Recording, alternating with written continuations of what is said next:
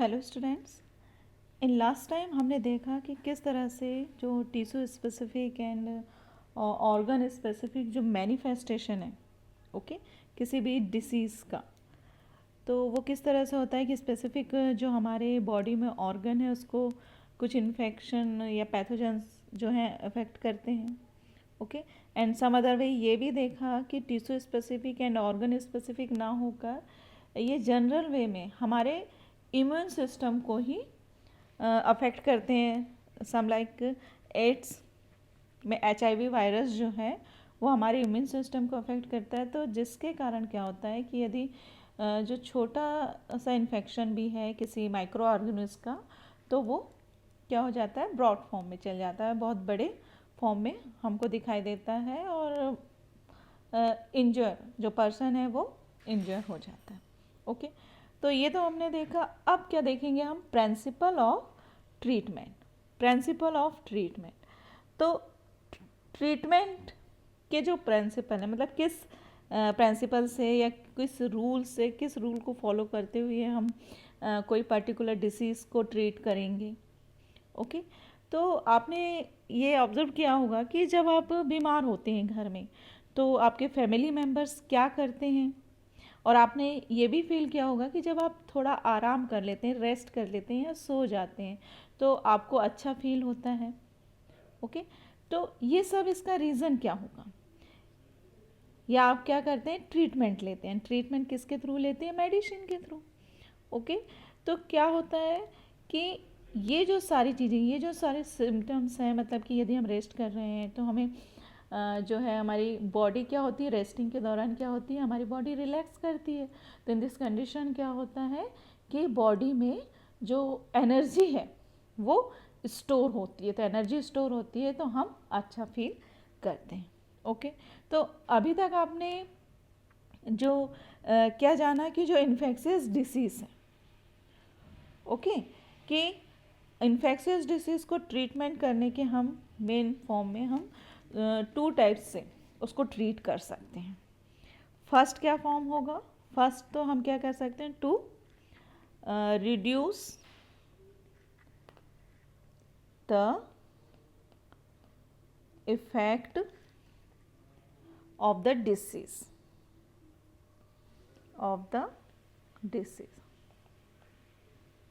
पहला फॉर्म क्या होगा कि हम जो डिसीज़ का इफ़ेक्ट है हम उसको रिड्यूस करें। एंड दूसरा क्या होगा, second form, to kill the cause of the disease, to kill the cause of disease, मतलब जो डिसीज़ कॉज करने वाले पैथोजन हैं या माइक्रो ऑर्गेनिज्म हैं हम उसको किल कर दें, या हम क्या करें, उसका जो प्रोडक्शन है उसके हम रिड्यूस कर दें। ओके तो आपको समझ में आ रहा है कि जो भी डिसीज़ है यदि हम उसके इफ़ेक्ट को कम कर दें तो नॉर्मल सी बात है कि क्या होगा कि और धीरे धीरे क्या होगा, उसके सिम्टम्स कम नज़र आएंगे। एंड कम कब नज़र आएंगे, कैसे होगा, इन्फ्लेमेशन के थ्रू होगा। किसके थ्रू होगा, इन्फ्लेमेशन। मैंने लास्ट क्लास में बताया था इन्फ्लेमेशन क्या होता है। इन्फ्लेमेशन में क्या होता है, इन्फ्लेमेशन में क्या होता है, जो आपकी जो सेल्स हैं ओके वो क्या करती हैं, आपकी बॉडी को प्रिवेंट करती है। जो आपकी बॉडी में WBC होती है वो पैथोजन से फाइट करती है और आपकी इम्यूनिटी पावर को बढ़ाती है, क्योंकि न्यू सेल जो है वो जनरेट होती है। ओके एंड इसी इन्फ्लेमेशन के जो सिम्टम्स हैं नज़र हमको क्या आते हैं कि पेन होना, या हमारी बॉडी में स्वेलिंग आना, या कभी कभी तो फीवर भी आ सकता है। ओके तो आपको मालूम है कि कभी आपको यदि फीवर है या पेन हो रहा है या किसी तरह से कोई डिजेंट्री है तो आप क्या करते हैं कि मेडिसिन लेते हैं। ओके और मैंने आपको पहले भी बताया कि आप मेडिसिन लेते हैं और क्या करते हैं, रेस्ट करते हैं। रेस्ट क्यों करते हैं, क्योंकि आपको क्या करनी है, अपनी एनर्जी को कंजर्व करना है। जब आप रेस्ट करते हैं तो आप वेल फील करते हैं। ओके तो जो ये कैरेक्टरिस्टिक है, ये कहना चाहिए कि ये जो हैं, यदि हम रेस्ट कर रहे हैं तो इससे ऐसा तो नहीं होगा कि माइक्रो ऑर्गेनिज्म जो है, जो हमारी बॉडी में इंजेक्ट किया है, वो वो ख़त्म हो गया। ओके, तो इसके लिए क्या करना पड़ेगा हमको, जो दूसरा कॉज है, ओके, जो दूसरा प्रिंसिपल है ट्रीटमेंट का, कि हमको क्या करना है, उस माइक्रो ऑर्गेनिज्म को हमारी बॉडी में किल करना है। ओके, तो ये जो माइक्रो ऑर्गेनिज्म है, इनको किल कैसे करते हैं? ओके, तो एक तो क्या हम कह सकते हैं, एक क्या प्रोसेस होगी या मेथड होगी कि हम क्या यूज़ करेंगे, मेडिसिन। क्या यूज़ करेंगे? मेडिसिन। तो मेडिसिन के यूज़ से क्या होगा, माइक्रो ऑर्गेनिज्म क्या होंगे, डेड हो जाएंगे। ओके, क्यों, कैसे मेडिसिन में हमने आपको बताया था last time, antibiotic. Okay, antibiotics जो हैं वो किससे फॉर्म होते हैं, बैक्टीरिया एंड फंजाई से।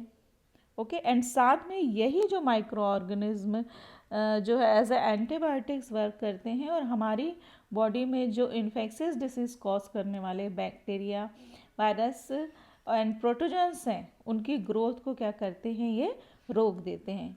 ओके, तो उनकी ग्रोथ को रोक देते हैं। तो ये एंटीबायोटिक्स क्या है, मेडिसिन है। ओके, एंड अभी जो है, अभी मलेरिया जो है, मलेरिया डिसीज़ है, मलेरिया आपको मालूम है किससे होता है, प्रोटोजन से होता है, प्रोटोजन प्लाज्मोडियम से। तो इसका भी एंटीबायोटिक बन चुका है, जिससे मलेरिया डिसीज़ कॉज करने वाले पैथोजन की ग्रोथ को रोका जा सके। Okay, but antiviral disease, okay, antiviral medicine जो है, सॉरी, एंटीवायरल जो मेडिसिन है, मतलब जैसे एंटीबायोटिक्स जो है, ये किस किस से बना, फंगस भी यूज़ कर सकते हैं इसके लिए, एंड बैक्टीरिया के थ्रू भी। ओके, बट जो एंटीवायरल मेडिसिन है, मतलब कि वायरस को किल करने वाली मेडिसिन, ओके, ये जो है एंटीबायोटिक्स के कंपेयर में अगर इसको फॉर्म करना है तो वो काफ़ी कठिन होता है। ओके, इसका रीज़न क्या है कि जो बैक्टीरिया होता है, ओके, जो बैक्टीरिया है उसका जो बायोकेमिकल प्रोसेस है, वो क्या होती है, बायोकेमिकल जो प्रोसेस होती है वो डिफरेंट होती है ह्यूमन बॉडी से, या जो भी जो होस्ट सेल है उससे कैसी होती है, डिफरेंट होती है। तो इन दिस कंडीशन यदि हम एंटीबायोटिक का यूज़ कर रहे हैं तो ये किस पर इफेक्ट डालेगी, ओनली बैक्टीरियल सेल पे या फंगल सेल पे, या जो भी प्रोटोजोन्स है उसकी सेल पर इफेक्ट डालेगी। पर जो वायरस होते हैं, वायरस का क्या क्वालिटी होती है कि आपको मालूम है कि virus living and non living के बीच की कड़ी है। ओके, तो वायरस का खुद का जो है बायोकेमिकल कंपोजिशन नहीं होता है, ये तो जिस होस्ट सेल में जाता है उसी के बायोकेमिकल कंपोजिशन को अपनाकर अपनी ग्रोथ करता है। ओके, यदि हम किसी तरह का एंटीबायोटिक्स या अदर वे एंटीवायरल जो चीज़ें वायरस को डेड करने के लिए यूज़ करते हैं, तो इन दिस कंडीशन जो हमारी बॉडी की जो सेल है उसको भी क्या होगा, नुकसान होगा। ओके, तो इसलिए जो है एंटीवायरल जो मेडिसिन है, एंटीबैक्टीरियल मेडिसिन की तरह उसको फॉर्म करना थोड़ा सा मुश्किल है। पर अभी भी कहना चाहिए एंटीवायरस जो मेडिसिन है उसको बनाया जा रहा है, किसके लिए, जैसे कि HIV डिसीज़ के लिए, HIV वायरस और एड्स डिसीज़ के लिए। तो इससे क्या हो रहा है कि जो HIV वायरस है जो कि एड्स डिसीज़ कॉज करता है, उसकी जो ग्रोथ है, ओके, तो उसको क्या किया जा रहा है, थोड़ा कम किया जा रहा है, but not completely rest with AIDS, क्योंकि आपको मालूम है कि एड्स में क्या होता है, एक्चुअल में ये जो HIV वायरस है ये हमारी बॉडी के इम्यून सिस्टम को ये इफ़ेक्ट करता है। ओके, तो कोई भी छोटी सी भी डिसीज़ हुई है या कॉमन सी चीज़ें, कॉमन इन्फेक्शन है, तो वो ब्रॉड फॉर्म ले लेता है। तो दैट इज़ क्लियर। अगर प्रिंसिपल की ट्रीटमेंट है तो फर्स्ट क्या है, to reduce the effect of the disease. कि क्या करना है, पहले तो डिसीज के इफेक्ट को क्या करना है, रिड्यूस करना है, एंड साथ में क्या करना है, to kill the cause of disease. साथ में जो डिसीज का कॉज है उसे भी किल करना जरूरी है यदि हम किसी इन्फेक्शन का ट्रीटमेंट कर रहे हैं। ओके, नेक्स्ट है प्रिंसिपल ऑफ प्रिवेंशन। कभी भी कहा जाता है कि ट्रीटमेंट से अच्छा होता है प्रिवेंशन। ओके, मतलब आप मेडिसिन लो या कोई ट्रीटमेंट करवाओ, उससे अच्छा है कि अपने आप को पहले ही प्रिवेंट करके रखो। ओके, तो कहना चाहिए कि आपने पहले भी देखा है, अपनी बुक में पढ़ा भी है कि कोई भी पर्सन है, ओके, यदि वो क्या चाह रहा है कि उसे इन्फेक्शन से बिल्कुल छुटकारा मिल जाए, ओके, तो उसके लिए क्या होगी, 3 प्रॉब्लम होगी। क्या क्या प्रॉब्लम होगी? पहली तो ये होगी कि वो जो है अपना फिजिकल क्या क्या हानि उसको मतलब लॉस होगा कि वो फिजिकल जो अपना वर्क है वो नहीं कर पाएगा। ओके, क्यों? क्योंकि वो कंप्लीटली क्या है, हेल्दी नहीं है। और सेकंड कंडीशन क्या होगी कि उसका लंबे समय तक ट्रीटमेंट चल रहा है। तो नॉर्मल सी बात है कि लंबे समय तक क्या हो रहा है, मतलब लॉन्ग पीरियड में क्या हो रहा है, वो रेस्ट कर रहा है, करना पड़ेगा। यदि वो इन्फेक्टेड है तो लॉन्ग टाइम तक वो क्या करेगा, रेस्ट करेगा। एंड थर्ड कंडीशन क्या हो सकती है, जो इन्फेक्शियस पेशेंट है या पर्सन है, तो वो क्या कर सकता है कि हेल्दी पर्सन पर जो डिसीज़ है उसको स्प्रेड करने के लिए एक सोर्स की तरह भी वर्क कर सकता है। तो ये 3 प्रॉब्लम्स हैं। क्या क्या है? पहली कि वो जो है उसका जो फिज़िकल वर्क है वो नहीं वो ढंग से कर पाएगा, एंड साथ में अब वो इन्फेक्शियस पर्सन है तो उसको बहुत लंबे पीरियड तक किसकी ज़रूरत होगी, रेस्ट की ज़रूरत होगी। एंड साथ में ये भी डाउट होगा कि क्योंकि वो इन्फेक्शियस पर्सन है तो वो हेल्दी पर्सन पर भी इफ़ेक्ट डाल सकता है। ओके, तो इतनी सारी प्रॉब्लम है, तो हम क्या चाहेंगे कि हम ये चाहेंगे कि हम ट्रीटमेंट की जगह क्या करें, प्रिवेंशन को अपनाएं। ओके, तो इसके भी 2 मेथड्स हैं, प्रिवेंशन को अपनाने के भी 2 मेथड है। एक तो क्या है कि जनरल वे में हम देखेंगे, और दूसरी होगी स्पेसिफिक। एक होगी जनरल वे में एंड दूसरी होगी स्पेसिफिक। ओके, स्पेसिफिक वे में, तो जनरल वे में क्या होता है, इससे क्या होगा, जनरल एंड स्पेसिफिक वे में क्या होगा, जो भी इन्फेक्शियस माइक्रो ऑर्गेनिज्म हैं उनसे हम क्या कर सकते हैं, प्रिवेंट हो सकते हैं। तो हमको क्या क्या जनरल प्रिवेंशन अपनाने चाहिए एंड क्या स्पेसिफिक प्रिवेंशन है जिसके थ्रू हम जो हार्मफुल डिसीज़ हैं उससे बच सकते हैं।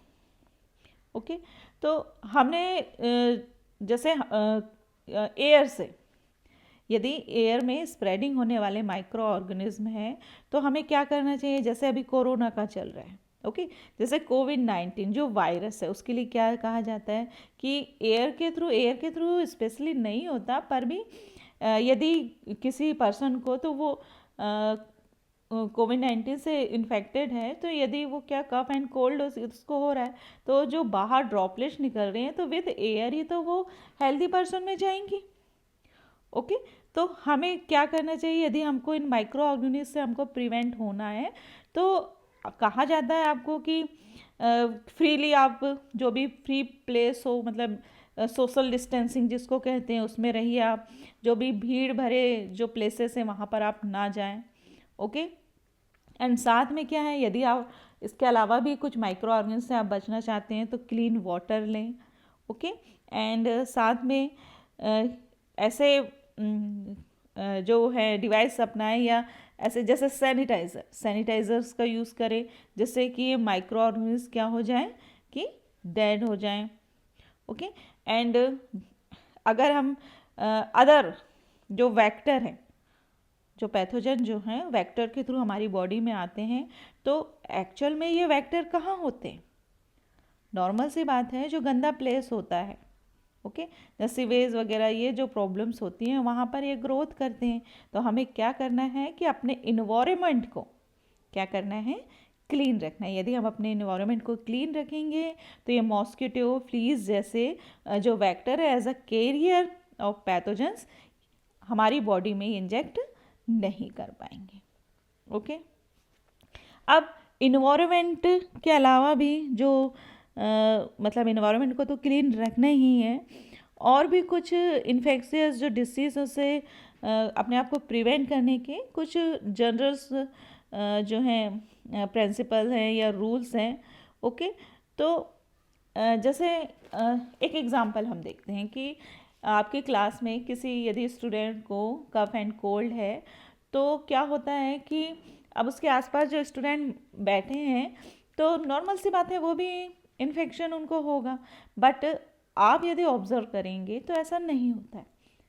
मे बी सम स्टूडेंट इस इन्फेक्शन से इन्फेक्टेड होंगे, बट सम क्या होते हैं आराम से उनको किसी तरह से कोई कफ कोल्ड नहीं होता। इसका रीज़न क्या है? इसका रीज़न है इनकी बॉडी में present immune system. Okay, immune system and effective immune system. Okay, तो जो कहना चाहिए हमारी बॉडी में जो है स्पेसिफिक सेल्स हैं, और इनके सेल्स कौन सी हैं? WBC। ओके, स्पेसिफिक सेल्स होती हैं जो कि क्या करती हैं, जो पैथोजन है उनको क्या कर देती, किल कर देती हैं। ओके, तो वो जो है वो जो सेल्स हैं हमारी जो इन्फेक्शियस डिसीज़ है उसके जो पैथोजन हैं वो क्या हो जाते हैं, इनएक्टिव हो जाते हैं, और हमारी जो सेल्स है वो कैसी होती है, एक्टिव हो जाती हैं। तो हमारा जो इम्यून सिस्टम है वो इन्फेक्शन को जो स्प्रेडिंग करने वाले इन्फेक्शन स्प्रेडिंग हुआ है तो वो उसको क्या कर देता है, किल कर देता है। ओके, बट कई स्टूडेंट को जो एक वन स्टूडेंट से अदर मैनी स्टूडेंट यदि इन्फेक्टेड हुए हैं तो उसका रीज़न क्या है कि उनका जो इम्यून सिस्टम है वो कैसा है, उतना पावरफुल नहीं है। तो इम्यून सिस्टम को भी कवर करने के लिए क्या होता है, as a food healthy food लेना होता है जिससे हमारा इम्यून सिस्टम अच्छा रहे। ओके, तो जो भी यदि क्रिटिकल केस में देखें जो इन्फेक्शियस डिसीज़ हैं, अगर कोई किसी को इन्फेक्शियस डिसीज़ हो रही है तो हम ये ज़रूर कह सकते हैं कि इसका जो इम्यून सिस्टम है ओके वो ठीक तरह से वर्क नहीं कर रहा है। ओके, तो इसको हमको करने के लिए क्या होगा, उसको बिल्कुल बराबर उसको फूड एंड न्यूट्रिएंट्स उसको देने होंगे। और इसका इम्यून सिस्टम का कम होने का क्या रीज़न है, यही कि प्रॉपर उसको फूड एंड जो न्यूट्रिएंट्स हैं वो नहीं मिल पा रहे हैं। ओके, तो क्या करना है हमको, उनको फूड एंड न्यूट्रिएंट्स प्रोवाइड करना है। ओके, तो हमने ये सब केस में देखा जनरल वे में। तो हम यदि इसको शॉर्ट में देखें तो हमें क्या करना है, जनरल वे में क्या क्या आ जाएगा, फर्स्ट आ जाएगा सैनिटेशन। ओके, सैनिटेशन में मतलब वही कि पब्लिक हाइजीन वन बेसिक की प्रिवेंशन ऑफ इन्फेक्शन, मतलब हमको सोशल डिस्टेंसिंग जो कम्युनिटी है वहाँ पर नहीं जाना है, ग्रुप में नहीं रहना है, तो ये सैनिटेशन हो जाएगा। ओके, एंड नेक्स्ट क्या लिख लेंगे हम, इरेडिकेशन ऑफ वेक्टर। साथ में क्या करना है, क्लीनिंग रखना है जिससे कि वेक्टर जो हैं वो इरेडिकेट नहीं हो पाए। Eradication of vector. साथ में क्या करना है, माइक्रो ऑर्गेनिज्म यदि हमको उसको किल करना है तब हम क्या करेंगे, स्टेरिलाइजेशन।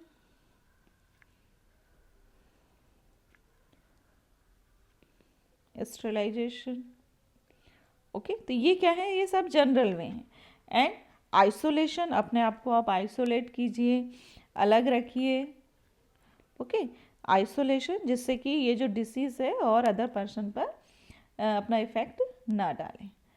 एजुकेशन, एंड एजुकेशन तो बहुत ज़रूरी है क्योंकि अदर जो प्यूपिल है यदि वो एडुकेटेड है तो इन्फेक्टियस डिसीज़ को वो क्या करेगा, अपने आप में, मतलब वो एजुकेटेड है तो वो प्रिवेंट करेगा, अपने आप को प्रोटेक्ट करेगा।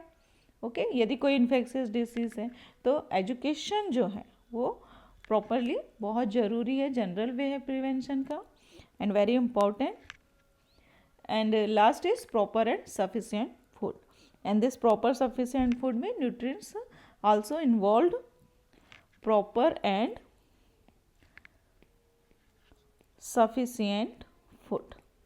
ओके, तो ये क्या है, ये सारे क्या हैं, ये जो हैं जनरल वे हैं प्रिंसिपल ऑफ प्रिवेंशन के. ओके, एंड नेक्स्ट टाइम हम देखेंगे स्पेसिफिक वे.